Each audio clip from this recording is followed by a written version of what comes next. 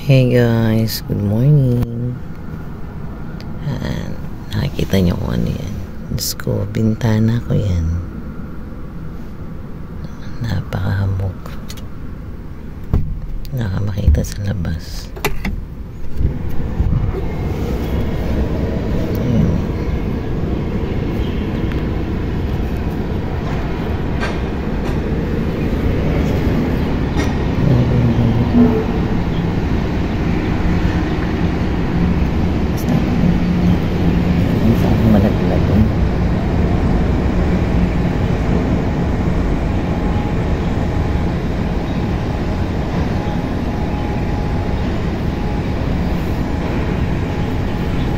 Grabe ang hamog mo guys.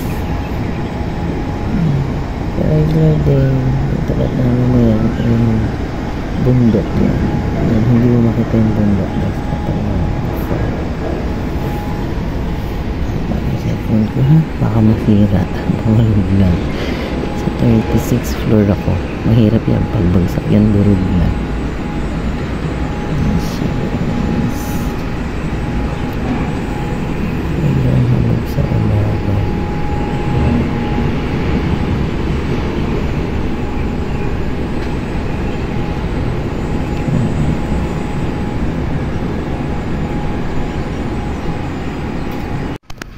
Yeah. So, ayun nga. Hindi lang sa bintana ng kwarto ko. Dito rin sa aming sala. Tingnan nyo naman. Wala talaga kayong makita sa bintana. It's all fog. Foggy, foggy. Very foggy morning. You cannot see anything. Tulad din sinabi ko, yan, itong tinatanong natin is bundok yan, no? Pero sa ngayon hindi natin makita yung bundok. Ayun. Grabe siya. Sabi ng sir ko, patapos naman na raw ang winter. So, summer is coming.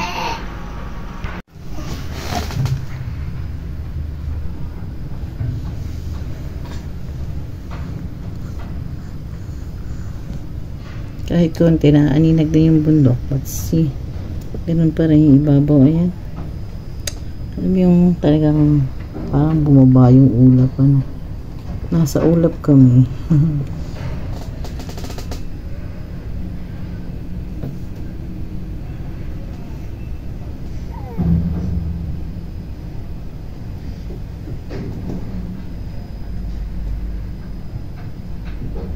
You see that baby girl?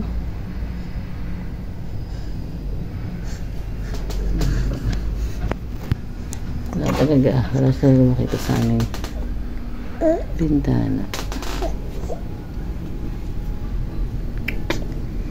Time check lang tayo mga kabayan ha. 12:25 dito sa watch namin sa bahay. Pero yung bintana namin, ayan. See? Hindi ako makatayo kasi yung aking lagay mo kami. Pero foggy pa rin siya. So, yan, nakikita nyo.